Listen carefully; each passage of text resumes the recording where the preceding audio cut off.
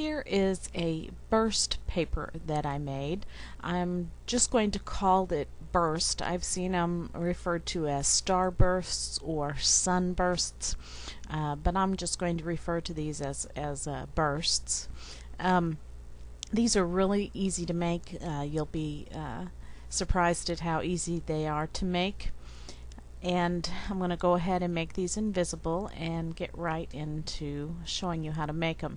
Now the first step is just to make some stripes on your page. Now this is going to be where you're going to get variety in your burst and make your burst original.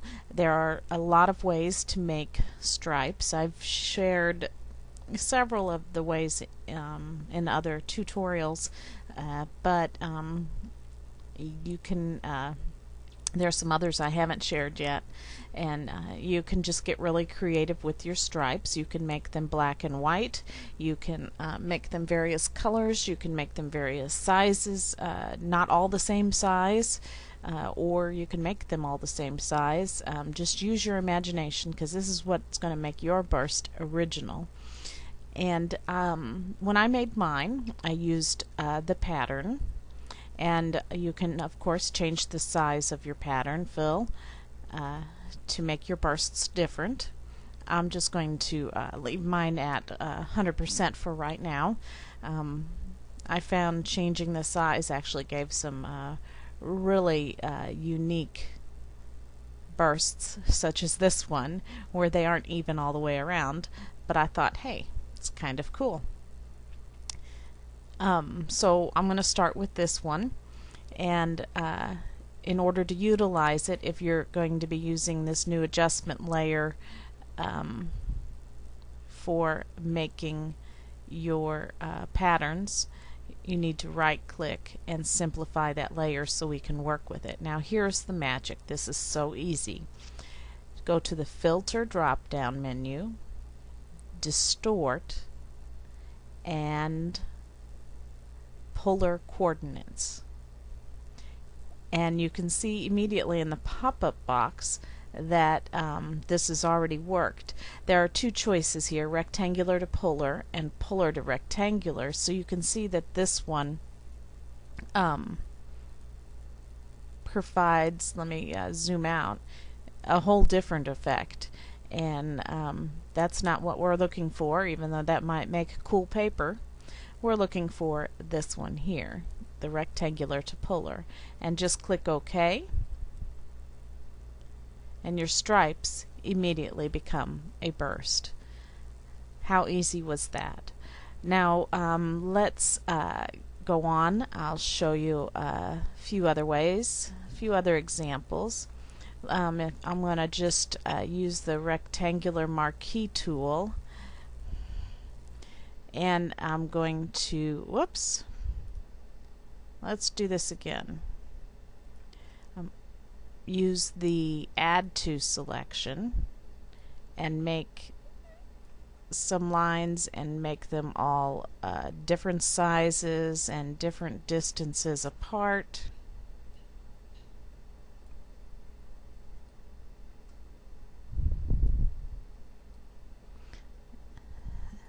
For some variety, and if you just use the Alt and Backspace key, it would help if I would have a new layer.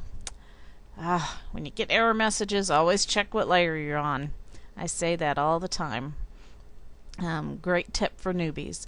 Alt Backspace is going to fill all of these. Control D, and deselected. Now I see I've got some spaces up here that aren't all the way up. I'm not going to worry about that for right now because we're just playing around. And actually, if you just hit Control F, it will run the previous filter, the last filter that you had run, and there's my new starburst. Actually, if you see what it did, I kind of like that this one doesn't go all the way out as well as this one here.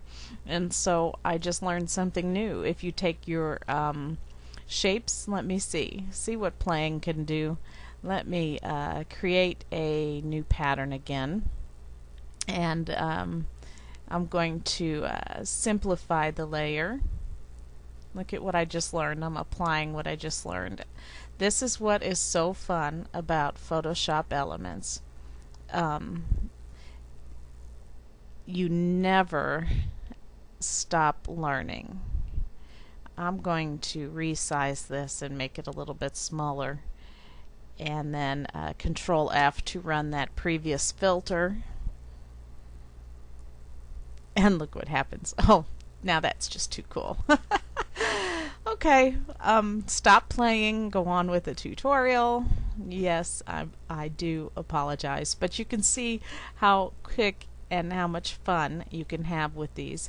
Let's go back to this original one now that I made, and I want to take it a step further so that you can have just a teeny bit more fun while playing with these. If you go to the Select drop-down, Filter drop-down menu, Distort and Twirl.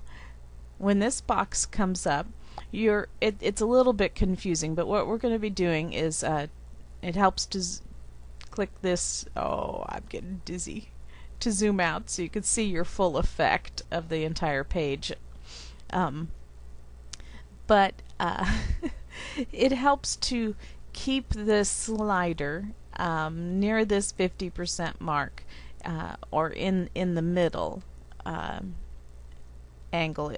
Actually, there's a -5, and you'll see in this box over here that it's square and it's not twirling it at all. I wonder what +5 does. Oh, why is -5? I see I have to analyze everything. +5 is almost square also. Really interesting. And 0, there you go. 0 is, there it is. 0 is where normal. And so you can go negative or positive to twirl this, and it looks like if you do it this direction, it twirls counterclockwise, and if you go into the negative, it twirls it counterclockwise. So now we've all just analyzed and learned how this twirl filter works, and you've joined along with me. And so we want to twirl this, but you'll notice what a crazy effect it happens if you go too drastic. And so I have found if I stick down here in, let's say, about 45, 30, of course you can do whatever you want. There's 25, and run this filter. It slightly curls it. I wonder what happens if we run it twice in a row. Oh, cool. You could do it in little increments, and it even gives it a whole new effect. And that almost actually looks like tiger stripes and might make a really good layout for my band layouts with the school theme of tigers. Okay, I'm rattling. Let's go on to some more ideas. If you want, you can see how this center comes in like this, and you can go ahead and make a circular selection. I'm going to undo and hold down my Shift key so that my circle stays proportionate. Grab it so it's centered. Alt backspace fills that in. I did it right on my layer instead of making a new layer, and that helps to give that some depth and some gravity in there. To utilize these things, this is the fun part. I have a paper, my favorite paper of all time. I don't know why I like it so much. It's just simple. I wish I could make papers like this all the time. So to utilize this, you can simply use it like it is and apply blending modes. But if you know how blending modes work, many of them do not work in when the item is black. Here's a soft light that works. And so you can use your blending modes and lower the opacity, and that would work. If you utilize 50% gray, and I'm going to fill, I'm going to make a selection and fill that selection with my 50% gray, and now you notice the soft light does not work as well. You can see a little bit in there, but now the other blending modes are going to give you something different with some different effects. I like that one, but if I use that, I would really lower the opacity. And so you can also change it to make it white, or oh, there, that one's pretty cool. Whatever color you want, and see how the blending modes, oh, let's go psychedelic. I love blues and browns together. Personally, I like that one. It's kind of cool. And like I said, change it to various colors and play around to see what happens. You can also, let's take it back up to the normal, and I'm going to get black.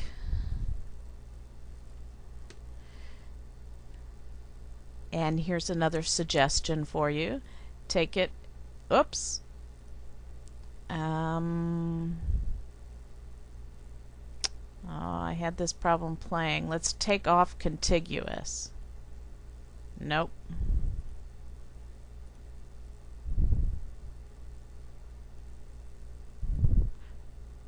What did I do last night? I think I remember what I did. I went down in here and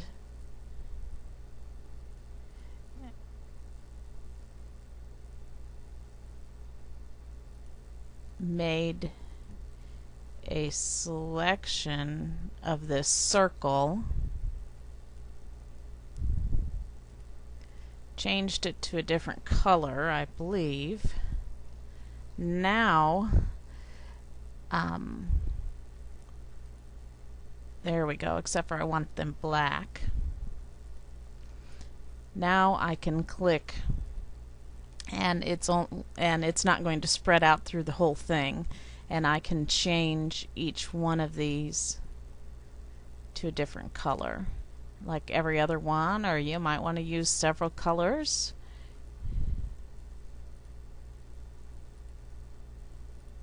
And in the end, I'm going to change my circle back to one of the colors. Now when I apply the blending modes, I'm going to get even a different effect.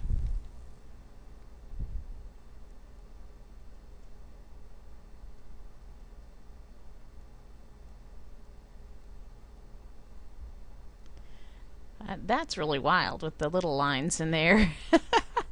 I like that one. There we go, a little bit of psychedelic. And actually, oh, there we go. I like that one. That one's kind of cool.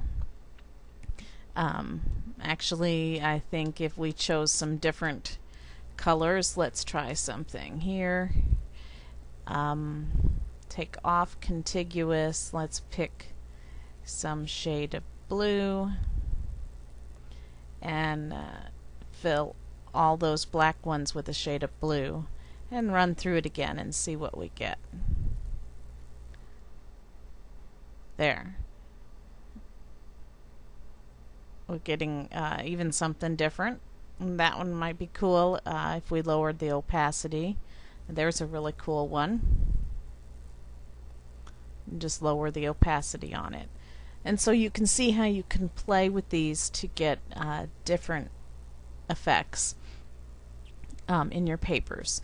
Here's one more way to play. I'm going to go ahead and turn that off and go back to this Well, let's quickly make another one. My pattern, I like to have them up at the top.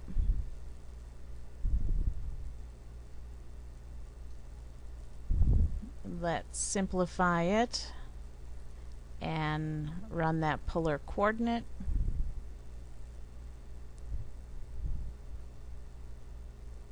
Now here's another one for us to play with. Now you can even take your creativity a little bit further. Let's zoom way out, and what I'm going to do with this one is drag it down in the corner and then enlarge it. I need to drag it some more. My computer's freezing up. There we go. And now I have a whole new look. And I can use that as a raise going out. Let's hit undo. Maybe you might want to grab it and have the rays just coming out from the side. That looks pretty good. And there would be a whole nother look to your paper. And so you can certainly get creative in this manner.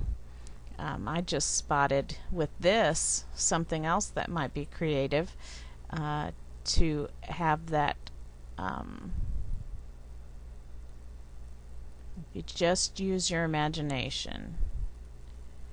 I'm going to grab this and hit Control J, and now I have a duplicate, and I'm going to do the image, rotate, flip horizontal. Oh, there, now see, I'm playing. There would be something cool right there.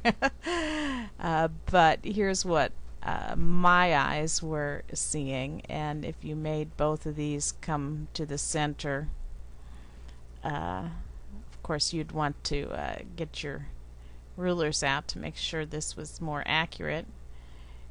There's a whole new effect.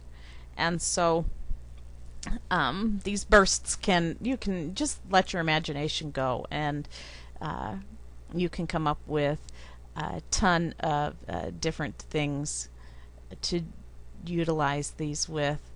Of course, if you're going to be doing this, you would have to merge them both together and apply your blending modes, and there would be another paper. Of course, you see I didn't size them correctly, so that's not done very well. But still, really cool, really fun. And so please take my challenge and create some starburst papers yourself, and share them right here in the forum. Just upload them to ForShared or wherever, and bring a link back so that others can see them and download. Of course, you're welcome to share them on your blog or wherever else too. And I look forward to seeing what you can do, and also what you can do with these in your layouts. Make them right there in your layout, because they're so fast to make, and utilize them that way. Have a great day.